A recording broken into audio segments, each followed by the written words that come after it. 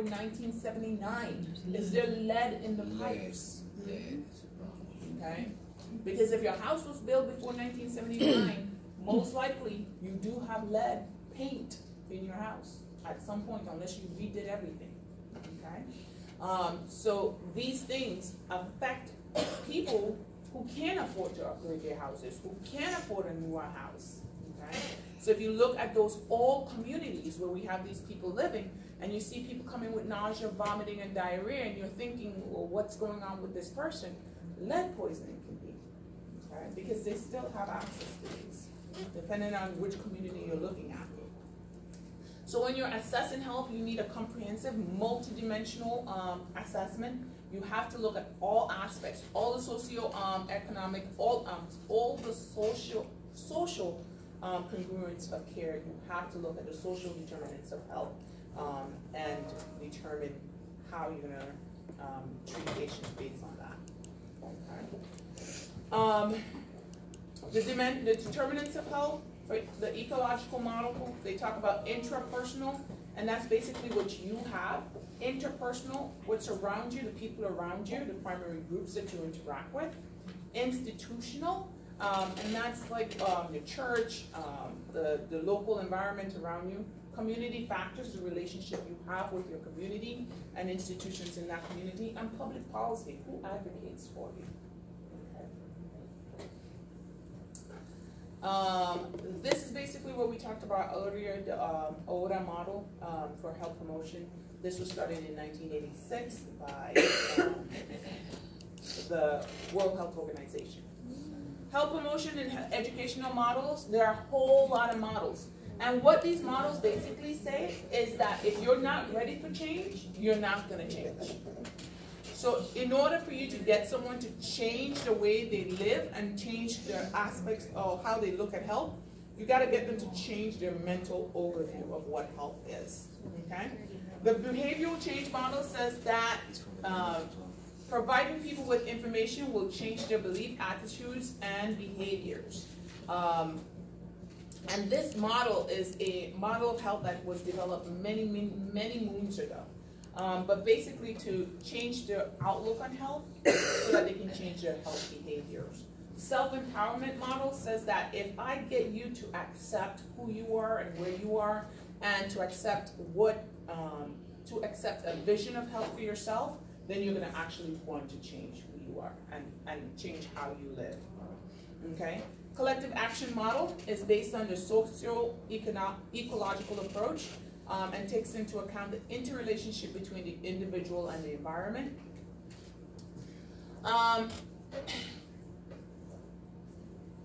These are just giving you examples of how we're going to get those. You can read that. I have too many slides, so I can look. Yeah, and I'm only on 40. Historical perspectives of health. Again, in the 1940s, we were looking for absence of disease. As we progress, now we're starting to look at preventative care. 1960s, adaptation and reaction to the environment. So we're looking more now at how our environment impacts our health and how we can change our environment to change our health. We had a clinical model of health, and the clinical model of health says absence of disease. Role performance is health based on whether a person can perform societal roles. That means whether a mother can get up and go to work and feed her kids. Adaptive, ability to adapt positively to change. That's a human thing. We don't like change. But change is the only thing in this world that is actually eminent. Okay?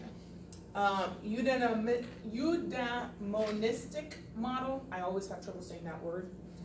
Interaction between interrelationship of multiple aspects of life, and this is actually the most favored health model, and it says that all your aspects of life, everything that you interact with in your environment, contributes to your well-being.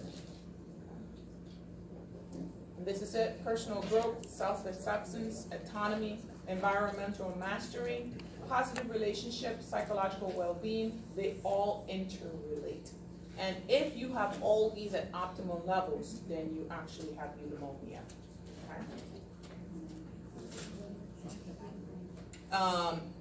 Complementary and alternative medicines is basically falling under this role because in this type of environment, you want to make sure that your entire well-being is taken care of.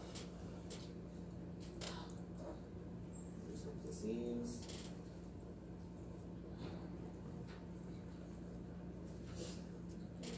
These are another models again. The health belief model is one that we use a lot. Individuals' perceptions of health is basically associated by how they think that health will change or based on their behaviors. My aunt died from a massive hemorrhagic stroke. She was basically like my mom because she raised me. But she had hypertension and she believed in using her herbal products. She would take her medicines every now and again, but she would take her herbal products all the time. One Sunday she came home from church, she was making some tea, she fell and had a massive hemorrhagic stroke. Herniated and died. I went to bury her, and I can't tell you how many people told me that they had no idea that hypertension could actually cause a massive hemorrhagic stroke and kill them. And I can't tell you how many of them tell me that they have hypertension, but they don't take their meds. But they were about to go take them now because now they see what it can cause. So if you have an imminent threat of health, it may change the way you look at health and the way you can behave, the way you tailor your behavior towards health. There were so many of her friends that were like, are you sure that's what caused it? Are you sure it wasn't those medicines? Because they were more convinced that the medicines caused her to get sick than the medicine. But she wasn't taking her medicines like she should. And she died because her blood pressure was severely elevated when they picked her up. Okay? And she had really bad hypertension, because she would call me and she would tell me about her blood pressure, and I would be like, oh no, you need to go to the doctor. Oh no, you need to. Okay? But she had the most herbs in that neighborhood. Everybody came to her garden to get herbs. Okay? And they still use their herbs. But I can tell you, the fact that they knew they could die just like that actually changed their perspectives on how they looked at treating their blood pressure. Stages of change. You have to make sure that someone is ready to change. Because if they're not ready to change, they're not going to change. If you're talking to somebody about weight loss and they tell you, you know, I don't know about that weight loss thing. I think I'm fine. They're not ready to change. If they tell you, you know, I was thinking about it and I went and bought gym shoes and, you know, I signed up for the gym. I haven't gone yet, but I've done it. At least they're even considering it. Okay? They're contemplating a change. Okay? Until they actually go to the gym, that change is not there. And even when they go to the gym, until they have maintained it for a certain amount of time, they're still not changed. Okay? So you have to look at where that person is, what level of change they're actually at. Okay? Theory of planned behavior, individuals' attitudes towards a behavior, perceptions of norms and beliefs about the ease or difficulty of changing is what's going to compel them to change. Okay? So all these are different models that are out there that you can use in health promotion. The advanced theoretical model is one that I like to teach about because it actually talks about the stages of changes. And the stages of changes goes from pre-contemplation, contemplation, preparation, action, and maintenance. It's not until you're at maintenance that's where the change has occurred. Okay?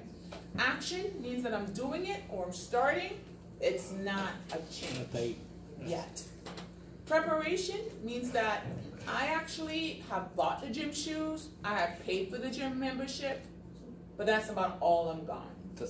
I'm just prepared for the change, okay?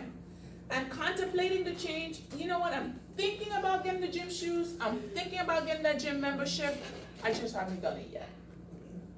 And then pre-contemplation, they really don't have any desire to do anything at this point, okay? So you're not gonna get them to do anything, okay? You have to know where that person is, all right? The Millennial Developmental Goals, Healthy People 2020 is US. Millennium Developmental Goals is the World Health Organization. So 2020 national, Millennium Development Goals international or global. Evidence-based practice, we use this word like we're spewing water. Do we even know what it means? Half the times we don't. What is evidence-based practice? That they did a research on something, there was a study, and that it had proof, like proof of the outcome. Had Positive proof. proof. I love it. Yeah. My study that I did to get a PhD had proof. But I can't use it to change practice just yet. So when you're looking at evidence-based practice, it has to be large, multi-level, systemic trials that are, what do you call it, double-blinded or blinded studies that they can actually use and can be replicated in different populations. These are the kind of evidence that they use to actually make changes in healthcare. Without those, there's none, okay? There are different levels of evidence, but evidence-based practice means that you're integrating individual clinical expertise with your best available external evidence from systematic research. Okay? I love that, exactly. Okay? We have quantitative versus qualitative. Quantitative is basically experimental. Okay? Quantitative is more objective. Quantitative, it is, I like to use the analogy of the fishbowl. I saw it, I think there was a YouTube person that did it, and I was like, oh my God, that is so perfect. So the quantitative researcher has a fishbowl with fish, and they want to know how the fish function in that fishbowl all day. And the quantitative researcher is going to watch and they're going to observe from a distance. They're not going to touch the fish. They're not going to touch the fishbowl, but they're going to make analysis based on observation and only things that are calculable and concrete will be quantitative. The qualitative researcher is a nursing person. They're touchy-feely. Oh, that fish moved. Let me see. Let me touch. Let me feel. That's the touchy-feely kind of, let me know how you feel kind of research. That's the more subjective type of research, where the researcher is actually getting to know the participants, talking with the participants. Okay? So if you're going to do an anthropological type of research, that's more qualitative, because you're living amongst the people, you're observing the people, and you're living amongst them doing that. If you're going to do quantitative, you're looking at measurements, you're looking at data, you are just calculating. So when you're looking at quantitative, measure, test, quantifiable variables. Qualitative, describe a phenomenon, define historical, cultural, or philosophical nature type of research.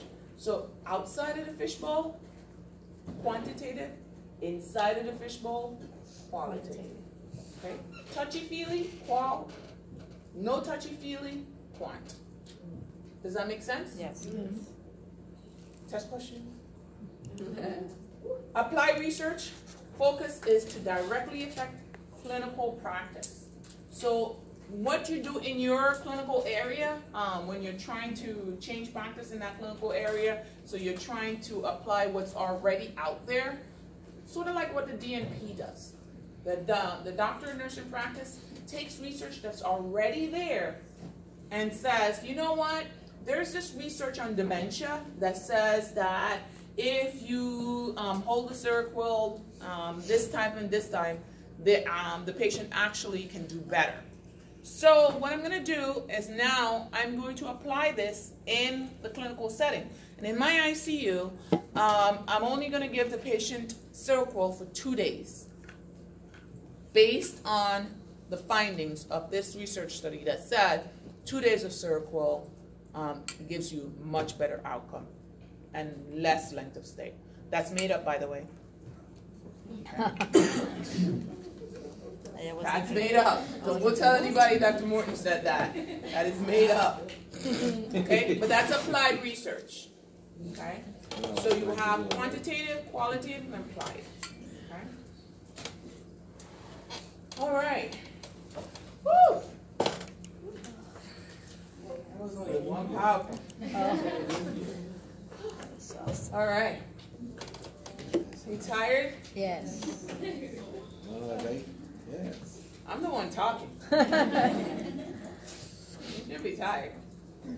Okay, the next one's really short, so we'll do one more, and then we'll be done for the day. And it's really short. And half of the stuff we actually talked about, so we're going to skip over a lot of the slides. For test questions, I kind of tell you when I see stuff that I know I ask on tests. Also, descriptions, they're going to come. Definitions, this is an easy one for definitions because, you know. Health disparities. Don't fall asleep on this video. It's short.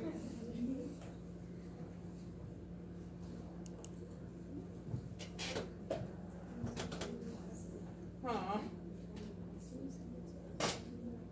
This?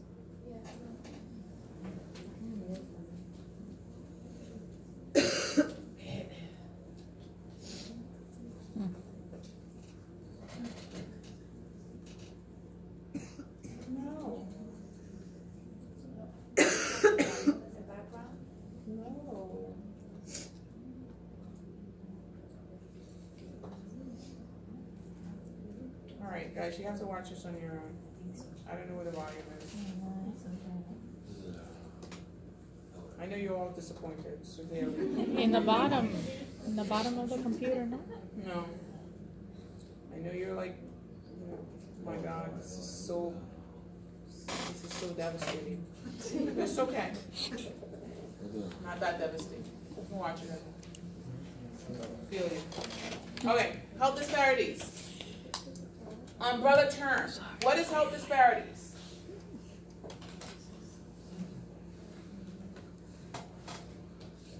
I do give you the term there. So break it down into your own words. Come on. Don't use the same word back at me. Oh, okay, different. Barriers? What barriers? Differences. Socioeconomic. Okay, guys. You guys have all the information there. Just shout it at me. Oh no. Racial, ethnic, religion, socioeconomic status, gender, age, mental health, disability. Okay, great. How does gender make a health disparity? We make more money than men.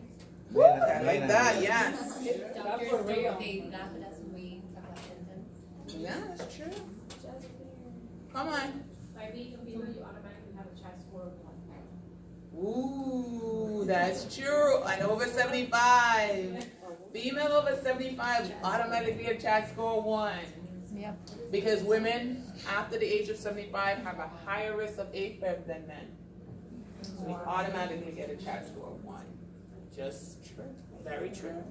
Yes, yes, yes. Do we have a cardiac nurse in place? All right. Okay, so how does education create a disparity? Lack of what? For what? Information Read or write. on healthcare, yeah, read or write. Huh? Like when you should go seek help, but they don't know, like When you should go seek help. go to the doctor. So if I feel bad, I should go to the doctor, right? No, before, but they don't. Preventative. Preventative. What's going to stop me from preventative care? Money. Money. Money. Money.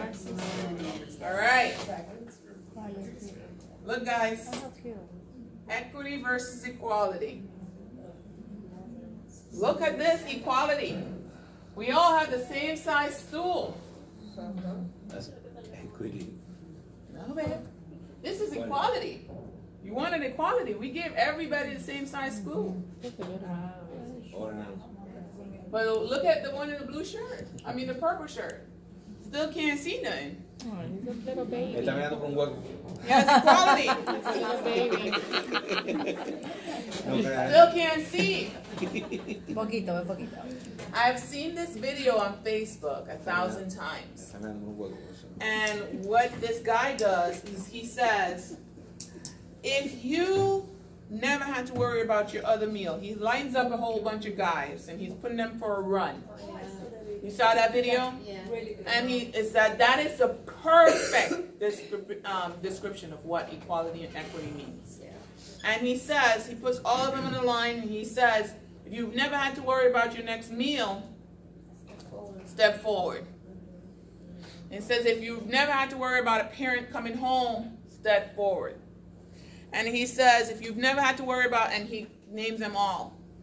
And at one point, he says, you know, there were people who were way ahead and people all the way in the back. And he says, we all still have to run the same race. And you have to get to the finish line, and they have to get to the finish line.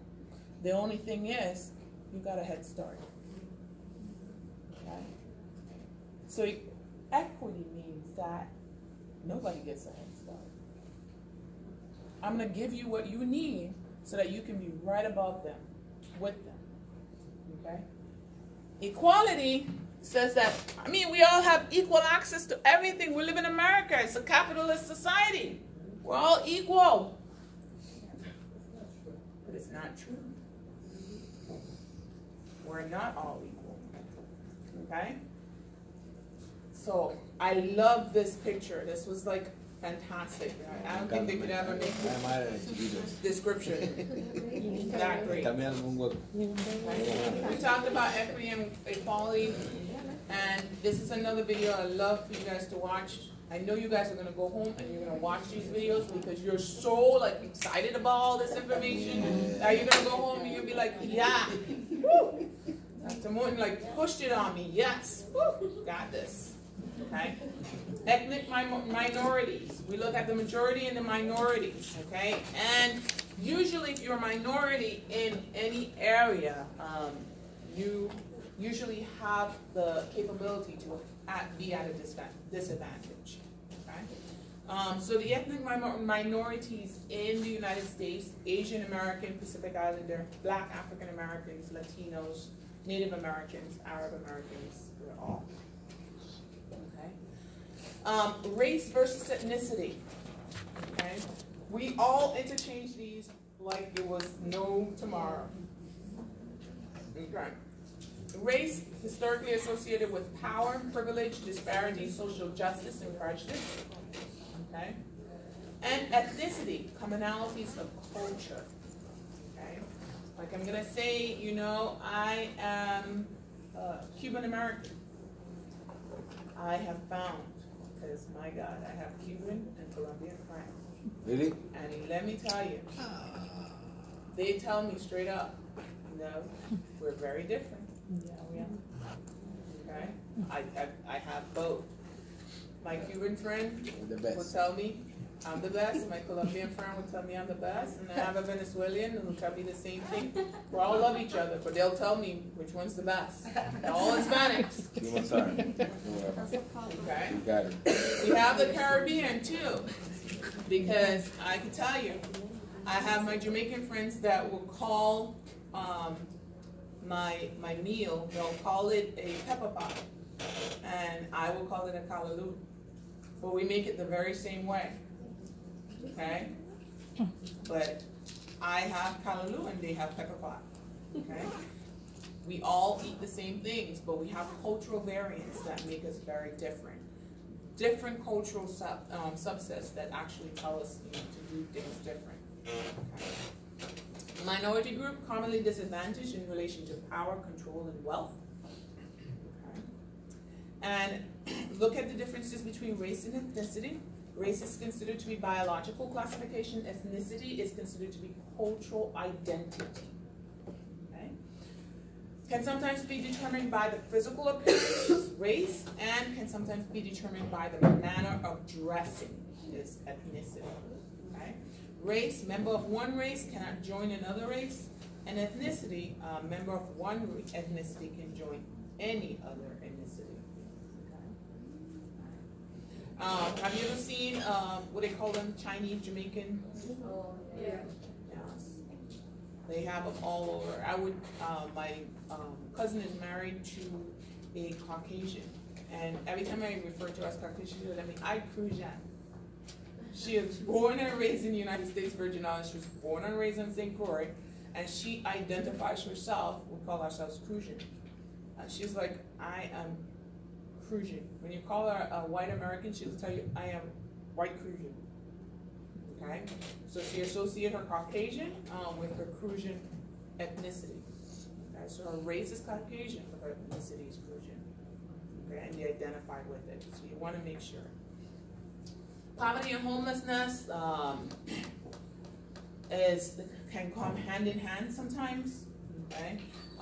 And it usually impacts the people with mental health issues, and the racial minorities and ethnic minorities are usually the ones.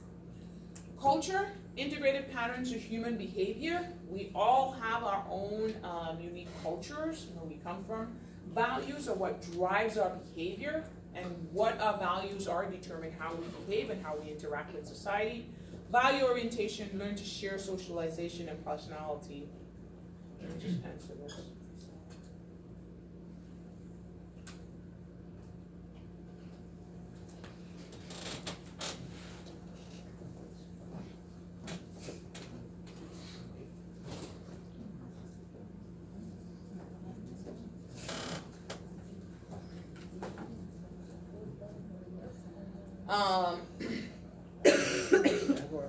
Different cultural norms can call for different behaviors, so we look at what our cultural norms are. To be culturally competent means that you have to know what your culture is, be able to identify your culture in order to know the difference in your culture versus the difference in someone else's culture. Okay? So you can't say you're culturally competent just because you know, oh, well, I know that Haitians like to hug and kiss. That doesn't make you culturally competent. In order for you to be culturally competent, you have to know what your variations are from other people's. So in order to be culturally competent, you have to identify your culture first, what your biases are, and then you can seek to know the other person's. Okay? Culturally competent here is care without bias. Folk healing practices, I come from that. I can tell you, I believe in it to some extent.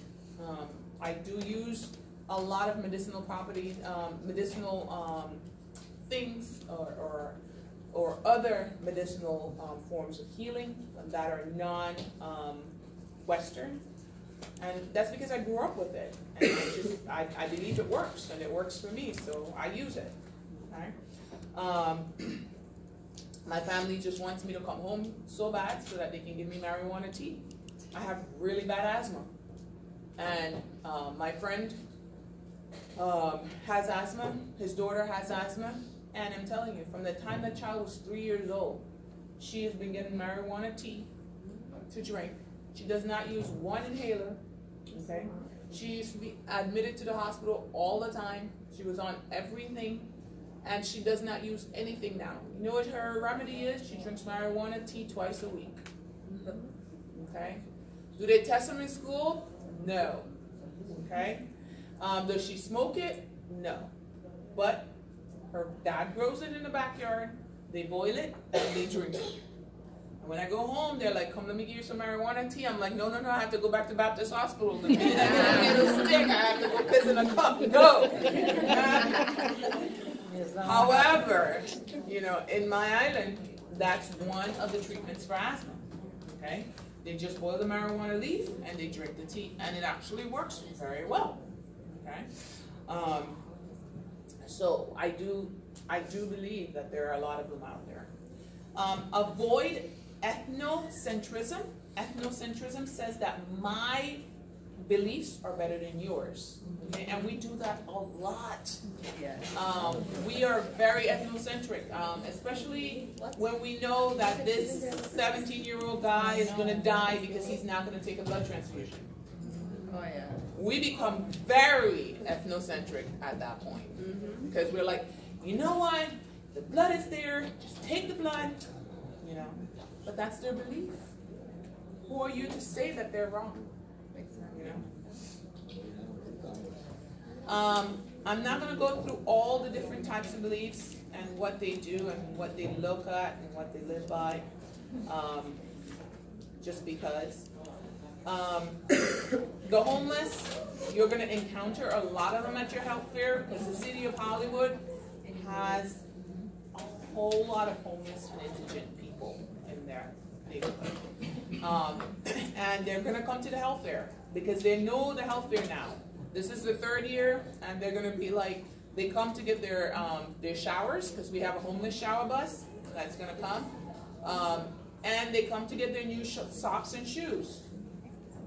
Yes, they get that. And they come because the last time we had bikes, and they wanted to win those bikes. They had one guy, he went to every booth. He tried everything to win those bikes, and he didn't win the bike. I felt so bad I wanted to give it to him. But, you know, they come because, look, I can win a really nice bike where I could just take myself around. So they're going to be there, okay? We got to look at the things that affect the homeless, and we have to make sure that we can provide for them in our health care. Okay? Doc, we have socks and shoes that are going to be... The homeless shower truck, yeah, they come with all that stuff. They come with shoes, they come with socks. If you want to donate to them, you have to give it to them new. They don't, there are people who give stuff, but it's usually not well in good condition, so we don't take it. But I'm on the board of directors for that organization, and so yeah, we do take. So everything's new. We try to take it in the best condition ever, but like socks and underwear, we try to say please bring new. If clothes, you can bring old, but socks and underwear, yes.